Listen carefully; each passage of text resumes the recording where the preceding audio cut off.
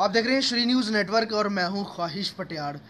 बहुत बड़ी खबर आ रही है इस समय पीओके से, और कहें कि भारतीय सेना ने पुलवामा हमले का, जो कि फिदाइन हमला हुआ था जिसमें हमारे 40 से ज़्यादा जवान जो हैं वो शहीद हुए थे, उसका बदला कहीं ना कहीं ले लिया गया है। और आपको बताऊं कि आज सुबह 3:50 पर 12 मिराज फाइटर जेट्स ने, जो कि 12 मिराज 2000 जेट्स थे, उन्होंने पीओके में जाके बम्बार्डमेंट की है। और वो तमाम जैश ए मोहम्मद के लॉन्च पैड्स और उनका एक अल्फ़ा 3 टावर करके एक जो सेंटर था उसे उड़ा दिया गया है, जिसकी अभी थोड़ी देर पहले पुष्टि की है खुद पाकिस्तान ने। और आपको मैं बताऊं कि ये 3:30 पर ये एयर स्ट्राइक पीओके में हुआ है। और इस पर सबसे बड़ा ध्यान ये रखा गया था भारतीय सिक्योरिटी एजेंसीज द्वारा, और एयरफोर्स ने ये प्लान किया था कि बम्बार्डमेंट उस जगह होगी जहां कोई रिहायशी इलाका ना हो, और जो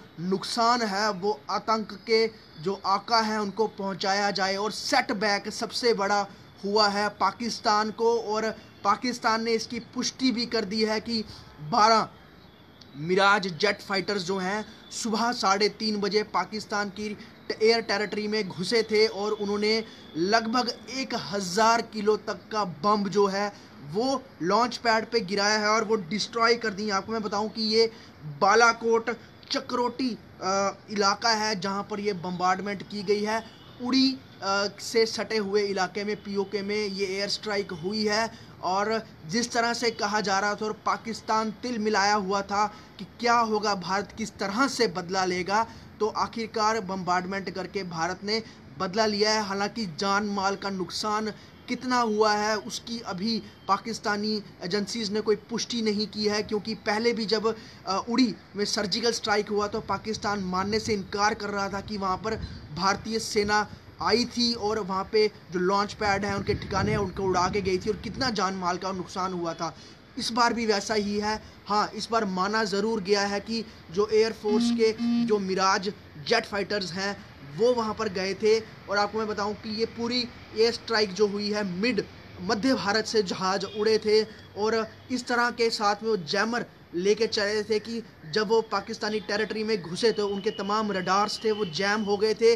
और जब उन्होंने बम्बार्डमेंट की उसके बाद पाकिस्तानी सेना ने एयर कहें कि सपोर्ट लेते हुए वहाँ पर रिटेलिएट करने की कोशिश की थी, लेकिन वहाँ पर कुछ फ़ायदा नहीं हुआ और हमारे 12 जेट्स थे वो वापस भारतीय हिस्से में आ गए और काफ़ी नुकसान हुआ है। आपको मैं बताऊँ, इसके साथ ही जैश का अल्फ़ा 3 कंट्रोल रूम है, जो कंट्रोल टावर है, उसे तबाह कर दिया गया है।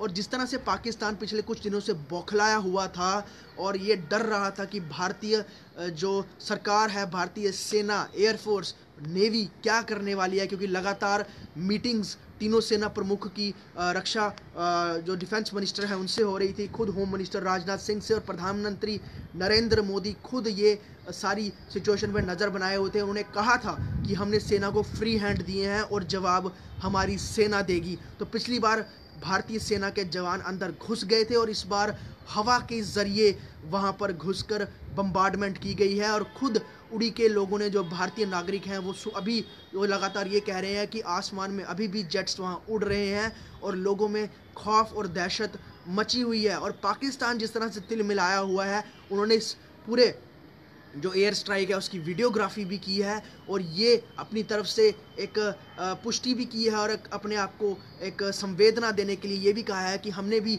हमला किया था, हालांकि जो जहाज़ थे वो बम गिराकर वापस चले गए। 1000 किलो तक के बड़े जो बम थे वो पीओके में गिराए गए हैं। और सबसे बड़ी बात क्या है कि इंसानियत को देखते हुए भारतीय एयरफोर्स ने काम किया है। ख़ास तौर पे वो टारगेट देखे गए थे जहां पर रिहायशी इलाके ना हो, सिर्फ वहां पर टारगेट किया गया जैश ए मोहम्मद के लॉन्च पैड को और उनके जो सेंटर्स थे जहां वो ट्रेनिंग देते थे अपने आतंकियों की, और उनको जहां पर रखते थे, पालते थे और वहां से ही भारत में भेजते थे। तो वो लॉन्च पैड तबाह किए हैं। बहुत बड़ा नुकसान कहूँगा ये पाकिस्तान को है।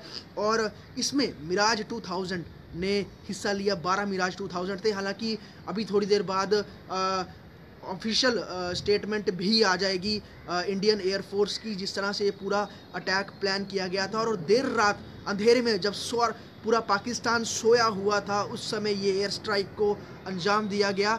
और कहीं ना कहीं जम्मू कश्मीर का आसमान भी इस समय हिला हुआ है कि लगातार जो कहें कि एयर मूवमेंट है वो देखने को मिल रही है। और जो मिराज फाइटर्स थे वो अपने बेस पे वापस पहुंच गए थे। रात को ही ये पूरा हमला करके जान माल कितना नुकसान होता है, क्योंकि जब हमारे सर्जिकल स्ट्राइक के लिए जवान जाते हैं तो वो गिनती की संख्या में जाते हैं और अंदर जाकर जो हथियार साथ लेके गए होते हैं उससे हमला करते हैं। लेकिन अब की बार 1000 किलो तक का बम जो गिराया गया है, तो उसकी जद में कितने आतंकी आए हैं, कितना नुकसान हुआ है। पाकिस्तान हालांकि ये खुल के नहीं बताएगा, ये पुष्टि हमारी सेनाएं ही करेंगी, लेकिन क्या होगा, कितनी जान माल का नुकसान हुआ है ये पता लगेगा। लेकिन बहुत बड़ा ये एक सेटबैक है पाकिस्तान को। और वो कहता था कि भारत कुछ करता नहीं है, सिर्फ गीदड़ भभकियाँ देता है, सिर्फ बातें करता है। लेकिन अब दिन बदल चुके हैं और पाकिस्तान को मुंह तोड़ जवाब, उनको अंदर घुस के मारने की क्षमता जो है भारतीय सेना रखती है। तो उसका मुजाहिरा साफ तौर पे देखने को मिला है। अंदर घुस के पीओके में फाइटर्स जेट ने बम्बार्डमेंट की है, लॉन्च पैड उड़ाए हैं। तो बहुत बड़ा सेटबैक पाकिस्तान को है। अब देखना ये है कि आगे और किस तरह से जवाब दिया जाएगा, क्योंकि भारतीय एजेंसीज जो हैं वो पूरी नज़र बनाए हुए हैं और पाकिस्तान तिल मिलाया हुआ है। पाकिस्तान लगातार, आपको बताऊं कि सीज फायर वायलेशन का भी उल्लंघन कर रहा है। रात से ही पुंछ सेक्टर में फायरिंग हो रही है और जिस तरह से ये एयर स्ट्राइक हुई है, अब पाकिस्तान और खुलकर सामने आएगा। और अब देखते हैं कि क्या वो डर कर हमला करता है या डर कर सीज फायर वायलेशन को करता है, या फिर अब खामोश बैठेगा और अपना जो नुकसान है और जो अपनी बर्बादी है उसको बैठ के इकट्ठा करेगा। सबसे बड़ा चोट भारत ने पाकिस्तान को दे दी है और प्रधानमंत्री नरेंद्र मोदी का 56 इंच का सीना आखिरकार बोल गया है और पाकिस्तान दहल गया है। जम्मू से ख्वाहिश पटियाड़ की।